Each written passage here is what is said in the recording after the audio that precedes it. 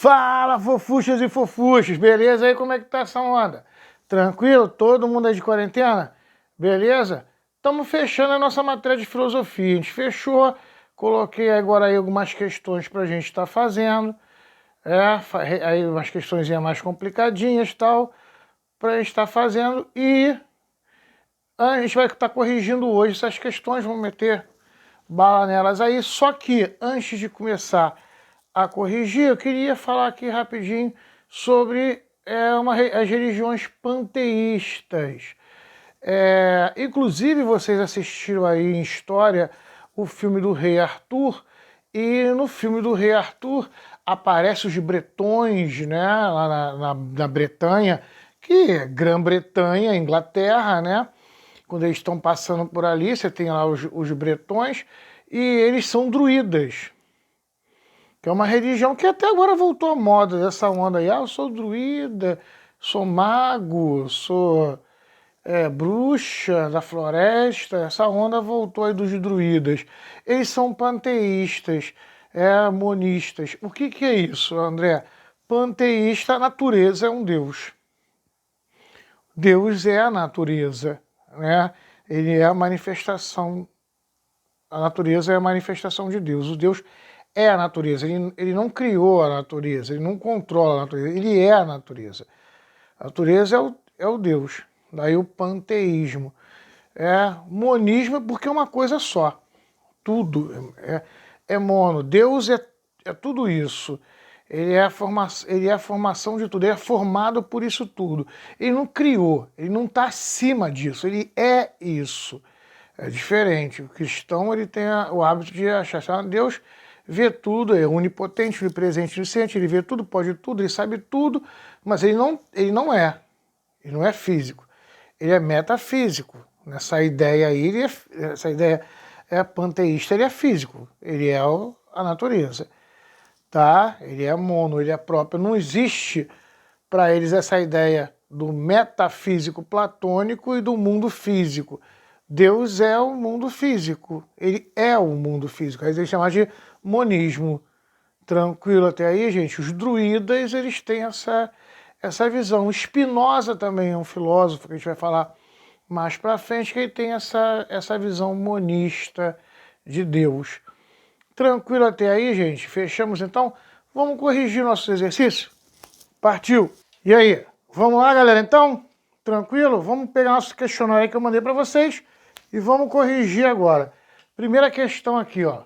É a questão que fala sobre a Páscoa, né? Vamos dar uma lida aqui. Ano a ano, nesse período próximo à Páscoa, as ruas de Jerusalém estão repletas de peregrinos judeus e cristãos, prontos para celebrar a festividade. E neste ano, o mês de jejum muçulmano do Ramadã também começa em abril. Porém, neste ano de 2020, isto não será possível devido à devastadora pandemia global do Covid-19. No entanto, a tecnologia está permitindo que pessoas de todo o mundo visitem o coração de Jerusalém, a partir de suas próprias casas. O icônico Museu da Torre de Davi, em Israel, está usando a realidade virtual em seu site para permitir que os peregrinos visitem durante a Páscoa alguns locais sagrados de Jerusalém, como o Muro das Lamentações, a Igreja do Santo Sepulcro, a Cúpula da Rocha e o Monte do Templo. O Laboratório de Inovação do Museu criou uma experiência imersiva na realidade virtual em 360 graus, em que qualquer pessoa com conexão à internet pode acessar. Os visitantes, internautas, poderão ver Jerusalém como ela é hoje e como era cerca de 2000 anos atrás, com vários passeios de realidade virtual. Os passeios e experiências resumem a essência da visão inovadora do Museu Torre de Davi, para criar uma linguagem moderna, dinâmica e única para a rica história de Jerusalém. A realidade virtual pode permitir imersões sentidas o mais possível do que quando alguém está fisicamente presente. Esperamos que aqueles que buscam esperança nestes tempos difíceis. E aqueles que se voltam para a oração possam encontrar um pouco de esperança ao se imergir na cidade santa de Jerusalém, diz Aliette Libier, diretora do Museu da Torre de Davi. Libier espera que os tours virtuais deem esperança às pessoas, enquanto continuam a combater o coronavírus. Estes são tempos difíceis para todos nós, continua ela. Milhões de orações foram feitas e sonhos foram confessos por pessoas de todo o mundo entre as torres, pináculos e cúpulas da cidade há milhares de anos. A cidade deu esperança e inspiração por séculos. As pessoas poderão acessar gratuitamente o passeio da realidade virtual desde o primeiro dia da Páscoa até o primeiro dia do Ramadã, que vão do dia de 9 a 24 de abril. Para saber mais, acesse, aí está aqui a página, né, lá do site. Tranquilo, gente? Estou falando da cidade, o texto aí fala sobre a cidade de Jerusalém. Como nós vimos aqui, na nossa matéria de filosofia, o movimento abraonista ele é formado por 3 religiões. O cristianismo, primeiro o judaísmo, ou religião judaica, ou israelita. Temos aí o cristianismo e temos aí o islamismo, ou muçulmano, como a gente fala. Essas 3 religiões descendem do mesmo tronco filosófico que a gente falou aqui, o abraonismo.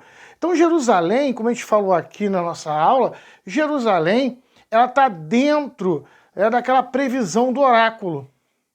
Lembra que a gente falou na nossa sala? Tem o oráculo, né? A religião judaica antiga, antes de Cristo, ela era formada com oráculo. Você jogava uma moeda lá na caverna, tinha um velho sábio que fazia uma previsão, né? Ele dava um insight, fazia uma previsão de futuro. E nessa previsão, o filho, né, de Javé, o filho de Deus, viria, né, de uma estrela, nasceria no dia tal, né, nasceria em tal lugar, viria de uma estrela, entraria na cidade de Jerusalém sentado num burrico, toda aquela coisa da profecia. Então, eu quero que você entenda que Jerusalém está dentro da profecia. Ela faz parte da profecia. Então ela é importante. Ela é importante porque é a cidade, para os judeus, é a cidade onde virá o filho de Javé, porque para eles não vieram ainda, de Jeová. É o filho de Jeová que virá. Para os cristãos é Jesus, que esteve lá, morto, crucificado e tudo mais. E para os muçulmanos, cidade onde Maomé entrou e cidade onde viveu e foi e profetizou o profeta Jesus.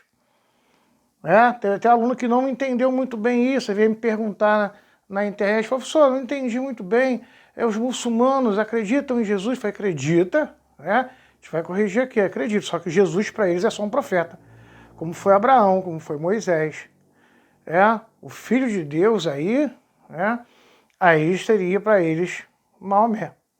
Tranquilo até aí, gente? Só para a gente só dando uma relembrada. Então é importante você entender que para essas 3 religiões a cidade de Jerusalém é super importante. Por isso até hoje a briga na região. Por isso até hoje confusão na região por causa da cidade. Bem pouco tempo aí o Brasil acabou se envolvendo na confusão. Por quê? Porque Israel, o Estado de Israel, o país Israel, a capital dele não é Jerusalém, é Tel Aviv. Tel Aviv é a capital onde vive lá o presidente de Israel. Então aconteceu, existe um movimento judaico que ele é extremista, e esse presidente ele faz parte desse movimento, e ele queria transferir para Jerusalém, a capital de Israel, que Jerusalém é uma cidade religiosa, sagrada para as 3 religiões. Então você teria o Estado, o governo numa cidade religiosa que não tem nada a ver. Tranquilo? Porque Quando surge Israel, vocês vão ver, o pessoal vai ver isso no segundo ano, quando o Estado de Israel surge, Jerusalém está dentro do Estado de Israel, mas ela é uma cidade universal. Ela pertence a todos os povos, assim que a ONU desenvolveu isso. Então, quando esse governo tentou passar a capital para Jerusalém, os muçulmanos todos começaram a chiar. Aí aconteceu, nenhum país do mundo reconheceu Jerusalém como capital de Israel. Só o nosso governo agora aqui, que quis passar a nossa embaixada de Tel Aviv para Jerusalém, reconhecendo Jerusalém como a capital de Israel. Aí os muçulmanos mandaram recado para o presidente. Falaram, não se intromete nesse assunto. Para reconhecer Jerusalém como a capital de Israel vai ser motivo de ofensa para eles. E eles são homem-bomba, tem vários homem-bomba no mundo muçulmano, a gente sabe disso. O que aconteceu? O presidente recuou e voltou de novo a nossa embaixada para Tel Aviv. A gente quase se mete aí num problema relacionado aí aos outros países por causa de Jerusalém. Então você perceber como Jerusalém é importante para as religiões, até hoje ela é importante. Tranquilo? O que é a Páscoa e qual grupo abraonista pratica a Páscoa? Aí são os cristãos. A Páscoa, né? Aí, ó, é a morte e ressurreição de Cristo, né? Então, para eles, lembra que a gente falou aqui para os muçulmanos, Jesus não morre na cruz. Jesus é retirado vivo e vai viver a vida dele. Então, para os muçulmanos, Jesus não morreu na cruz. Então, para eles não tem Páscoa. Tá? Para os judeus, Jesus não é nada. Jesus não é nada para eles. Eles já estão esperando a vinda do profeta. A vinda do Messias, né? E para os muçulmanos, Jesus é só mais um profeta que não morreu na cruz. Então, para eles não tem Páscoa. Se a Páscoa é a celebração da ressurreição, para eles não tem Páscoa. Tranquilo até aí, gente? Foi? Aí embaixo aquela pergunta que a gente já respondeu aqui, ó. Os muçulmanos acreditam em Jesus? Sim. Por que não praticam a Páscoa? Aí você coloca aí, vírgula. Para eles, Jesus foi crucificado e tirado vivo e sobreviveu depois da crucificação. Então para eles não tem Páscoa, não tem ressurreição. Tranquilo? Foi? Beleza? Vamos seguir? O que é o Ramadã? Quem pratica e por quê? Olá, Ramadã é o jejum feito pelos muçulmanos. Então, olha, Ramadã é um jejum feito pelos muçulmanos. Por que eles fazem isso? É quando é revelado a Maomé o Corão. Então, Jeová teria revelado o Corão para Maomé. É o momento que Maomé vai escrever o Corão. Para eles é um momento religioso, um momento sagrado, um momento de iluminação. Então eles fazem um período lá do Ramadã. Vamos na 4 agora? Vamos lá? Número 4. Por que somos um fenômeno? Então a resposta aí, somos objetos físicos, somos matéria, objeto, vírgula, objetos físicos, que acontecem no universo e um espaço, em um determinado espaço, em um determinado tempo. Então somos um fenômeno. Estamos acontecendo. Isso é importante, a gente vai ver em filosofia mais para frente por que estudar o fenômeno. Porque não adianta só eu estudar o ser biologicamente, porque filosofia mostra isso pra gente. Não adianta eu pegar, vamos dizer, o ser humano e olhar para ele e só estudar o biológico dele. Eu tenho que entender ele acontecendo na natureza, ele acontecendo com outras pessoas, ele acontecendo, olha que a gente viu aqui, ó, ética, moral, ou seja, esse fenômeno, ele está acontecendo. Não adianta só eu estudar o biológico do ser humano, tem que entender ele acontecendo no espaço, ele acontecendo na natureza, ele é um fenômeno que acontece, em um determinado período. Então, para estudar ele, eu tenho que entender ele acontecendo naquele contexto que ele acontece. Tranquilo? Fechamos aqui? Qual é a diferença entre amoral e imoral? Coloca aí, ó. Quando temos consciência dos valores morais, quando temos consciência dos valores morais do grupo em que estamos, quando temos consciência dos valores morais do grupo que estamos, e mesmo assim vamos contra ele, quando temos noção dos valores morais do grupo que estamos, e mesmo assim vamos contra ele, somos imorais. Somos imorais, vírgula. Se não temos consciência dos valores, somos amorais. Então aí ser imoral ou amoral é se nós temos consciência dos valores sociais que nos cercam. Se não temos essa consciência, somos amoral. Uma amoralidade aí, ausência de moral. Não tenho essa noção do que eu estou fazendo.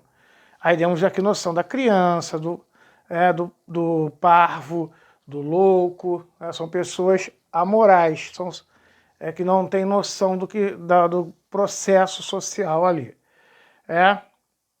Deu exemplo de uma ação imoral positiva. Vamos lá. Botar um exemplo aqui, ó. Quando o médico, dá um exemplo para a gente da área da saúde. Quando o médico age contra a moral da sociedade para salvar uma vida. Aí é uma imoralidade. É imoral, mas é um imoral positivo. Eu vou dar um exemplo para vocês, importantíssimo. Vocês vão estudar isso também. Em história, vão estudar em enfermagem, quem está fazendo enfermagem. Aqui no Rio de Janeiro, quando chegou a vacina, em 1914, mais ou menos, a vacina chega com um médico chamado Oswaldo Cruz. Esse sanitarista, Oswaldo Cruz, ele trouxe a vacina para o Brasil. E a vacina tinha acabado de ser inventada. Não, a vacina já existia, modelos de vacinação já existiam, mas a vacinação que a gente conhece hoje, chamada intramuscular, que é aplicada no músculo, essa tinha acabado de ser inventada. E era aplicada no ombro e nas nádegas, na época em que as mulheres não colocavam nem o cotovelo para fora. Quem dirá mostrar ombro e nádegas. Era imoral, era pornográfico pedir uma mulher para mostrar o ombro ou as nádegas. As mulheres não mostravam nem o joelho, e a roupa não mostrava nem o cotovelo. Então, quando ele chegou aqui, ele forçou a vacinação obrigatória. E a população se revolta contra a vacina porque ela achava ela imoral. Daí o que ele chama de revolta da vacina. Mas mesmo assim, ele obrigou e vacinou as pessoas contra a febre amarela. Então ele foi imoral. Ele sabia que a moralidade da sociedade não aceitava e mesmo assim ele foi contra. Porque para ele a saúde estava acima, a salvar as vidas estava acima da moralidade da sociedade. Então ele foi moral. Essas discussões morais e éticas aí, elas vão acontecer com a ciência, sempre, ao longo da nossa carreira científica. Tá sempre reconhecendo isso. Tranquilo? Fomos. Número 7. Qual das alternativas abaixo não marca uma característica da nossa realidade física? Vamos ver. Vamos lá. Toda matéria que temos conhecimento de sua existência encontra-se no universo. Legal, isso aí. O universo formado de toda matéria. O nosso universo teve início com o Big Bang. Está em um processo de expansão. Isso aí. Nós falamos aqui. Está provado que o universo está se expandindo. Os astros estão se afastando. O tempo é um conceito abstrato. Ele não existe fisicamente. Está errado. É essa aí que está errada. A gente falou aqui, ó, o tempo é físico. Então eu falei do relógio. Se eu boto um relógio aqui no chão, ele passa numa velocidade. Se eu levo ele para o espaço, ele passa numa outra velocidade. Ele passa mais rápido. Porque o tempo passa mais devagar dentro da atmosfera e passa mais rápido lá fora. A pressão atmosférica, o que a gente falou aqui, ó, a lei da gravidade. A gravidade, então, ela exerce um poder de atração também com o tempo. Então o tempo é algo físico. Se você entendeu que o universo está expandindo, na verdade o tempo é essa expansão do universo. Então ele se expande mais devagar dentro da onde ele anda mais devagar. Dá para você desacelerar o tempo. O tempo fica mais devagar. Então o tempo é físico. Tranquilo? Vamos aí? Aí tudo que existe no universo chamado de fenômeno físico, a gente acabou de corrigir. Então aí a que está errada é a número 7. O tempo é um conceito abstrato, ele não existe fisicamente. Tranquilo até aí, gente? Fomos? Vamos lá. Número 8. O novo trailer de Os Vingadores Ultimato, já até vimos o filme, né? Foi lançado nesta semana e os fãs simplesmente não conseguem parar de vê-lo. Segundo o Twitter oficial do filme, o trailer completo foi visto mais de 268 milhões de vezes em apenas 24 horas. Que é isso, hein? A nova produção terá a participação de uma nova integrante, a Capitã Marvel, e o protagonismo do Homem-Formiga, preso neste momento num mundo subatômico. A ciência que estuda como a matéria se comporta no mundo subatômico chama-se, a gente falou aí, ó, física quântica. Isso é fácil, né? Letra D, física quântica. Tranquilo até aí, gente? Vamos seguir? Fomos? Vamos lá? Número 9. Em relação ao tronco filosófico hebraico, está correto afirmar, exceto, então eu quero errada aí, tá? A religião judaica possui a Torá como o único livro sagrado? Sim. Para eles é a Torá, só a Torá. Nós é que temos o Novo Testamento, que aí junto os dois vira a Bíblia, e os muçulmanos têm esses dois livros e ainda tem o Corão. Lembra? No cristianismo Jesus é o Messias profetizado pelo oráculo. Certo, a gente falou aí, ó, para os cristianismos é isso. O Islã utiliza a Torá, o Novo Testamento e o Corão como livros sagrados. Sim, para eles são os 3 livros. Os muçulmanos não acreditam na existência de Jesus. Aí a gente falou até errado. Não é essa, a letra D. Tranquilo? 9, então a letra D. 10. Marque a alternativa incorreta. Eu quero então a errada. Letra A. Algumas espécies de mamíferos e aves possuem um tipo de religiosidade primitiva. Errado. Você nunca vai passar na rua e ver um cachorro botando um despacho na rua. Já viu isso? Girafa pegar santo e coisas desse gênero não existe. Os animais não possuem religiosidade, nem religião. Isso é uma característica única dos seres humanos. Só os seres humanos praticam isso. Tá? Tranquilo até aí? Então essa aí é errada. Aí, ó, a primeira forma de manifestação religiosa foi feita pelo homem de Neandertal, que enterrava seus mortos em posição fetal. Eu expliquei isso na sala. Então nós lemos hoje como já uma representação aí de visão gnóstica. Aí vem as outras aqui. Tranquilo? Fomos até aí? Aí, cada sociedade possui uma forma de religiosidade diferente, pois cada uma tem sua maneira de interpretar os enigmas da realidade. Com certeza. A criação de mitos é a tentativa humana de explicar aquilo que sua realidade ainda não compreende.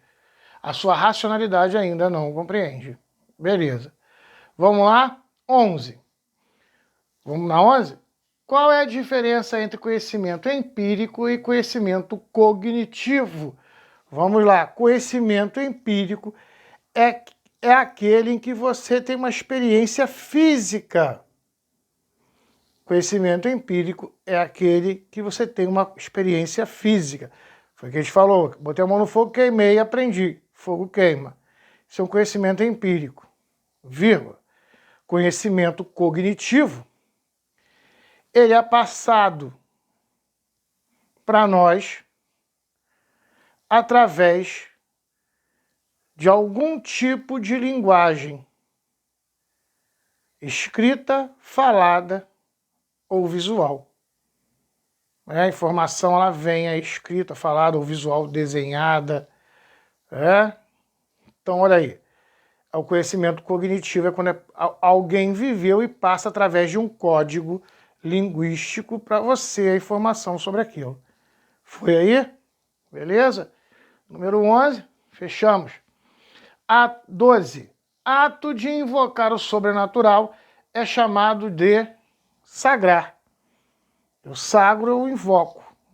Consagrar é quando ele se manifesta no objeto físico. Fomos até aí, gente? Vamos seguir? Vamos lá, número 13. Ato em que o sobrenatural se manifesta em um ser ou objeto físico. Aí acabamos de responder aqui. É consagrar. Aí a letra D. Então a 12, letra C, sagrar. E a 13, letra D, consagrar. 15. Correlacione os métodos de raciocínio lógico que existem: dedutivo, indutivo, abdutivo e dialético. Vamos lá, dedutivo. Olha aí, nós falamos aqui, de uma informação grande eu tiro uma resposta menor. Todo assassinato tem um corpo. Se temos um corpo, provavelmente temos um assassinato. Vamos lá. Somos geneticamente a síntese do nosso pai. Com a nossa mãe, entendi esse pai aí, saiu tudo errado. Todo ser humano é um mamífero, logo Sócrates é um mamífero. Faça essa aqui, tá? Alguns times cariocas estão entre os melhores do país. O campeão brasileiro é o melhor time do Brasil. Logo, o campeão brasileiro é carioca. Calma aí. Vamos lá. Então, aqui, ó. Dedutivo. Do maior eu tiro o menor. Aqui, ó. Todo ser humano é mamífero. Beleza, peguei uma informação geral. Todo ser humano é mamífero. Logo, Sócrates é um mamífero. Sócrates é um ser humano, então Sócrates é um mamífero, então é dedutivo. Então aqui é a letra A, né? Vamos lá, indutivo. A gente falou aqui, me leva aquilo ali, me induz aquilo ali. Há uma sequência aí. Todos...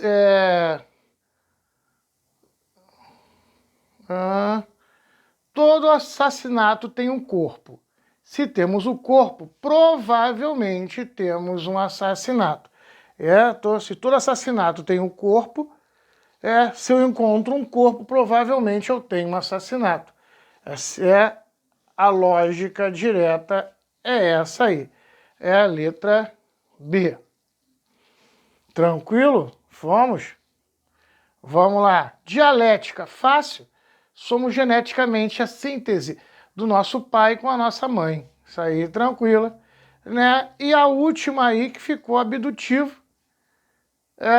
Alguns times cariocas estão entre os melhores do país. Olha só, alguns times cariocas estão entre os melhores do país. Tranquilo. O campeão brasileiro é o melhor time do Brasil. Logo, o campeão brasileiro é carioca. Não. Eu não disse que todos os melhores times do Brasil são cariocas. Eu disse que alguns times cariocas estão entre os melhores do país. Então, os melhores do país não são todos cariocas. Então, eu estou dando informação aí, ó. O campeão brasileiro é o melhor time do Brasil. Beleza, então, ele é carioca? Não. Aqui ele é abdutivo. Ele te arrasta para uma resposta que não é bem essa. Pode não ser. Tranquilo? Fechamos aí então? Foi? Beleza? Podemos seguir? Vamos lá. 15. O que são religiões panteístas? De exemplo. Essa foi o que a gente acabou de explicar aqui no começo da nossa aula. Panteísmo é a ideia de um Deus natureza. A pan vem de natureza. A natureza é um Deus. Aí vimos aqui, o índio ele é panteísta, é o Deus da chuva, essa visão panteísta aí. Os ingleses, né, eles são panteístas, como a gente acabou de falar aqui. Os druidas, eles são panteístas. Eles acreditam na Gaia, né? A deusa da natureza, da fertilidade, a deusa Gaia, tem essa visão panteísta. A natureza ela é o Deus. Tá? A natureza não faz parte de Deus, ela não é uma criação do Deus. Ela é o Deus. Né? É monista, né? Essa visão aí, que a gente acabei de explicar aqui. Então eu boto aqui, ó, que são religiões panteístas. Acreditam que a natureza é um Deus. Aí, exemplo aí pra gente, você pode botar religiões indígenas, ou então aí, como a gente falou, a religião druida. Os druidas ingleses, eles são aí, eles são panteístas. Tranquilo até aí, gente? Fechamos esse conteúdo, então. Olha aí, mais um exercício fechado. Nosso conteúdo está fechado aí, conforme for, a gente está colocando mais exercício aí para a próxima semana. Vamos ver. Tá? Mas aí já tem bastante exercício, dá uma revisada nisso tudo, para a gente se preparar aí para fechar para a prova. Tranquilo até aí, gente? Um abração aí. Espero do fundo do coração que todo mundo na casa de vocês esteja com saúde. Vamos tomar muito cuidado aí com a pandemia. Vamos fazer a nossa quarentena com cuidado, lavando a mão, seguindo aí todas as normas, com muita responsabilidade. Gente, até a semana que vem. Um beijão para vocês aí, tudo de bom. Tchau, fui!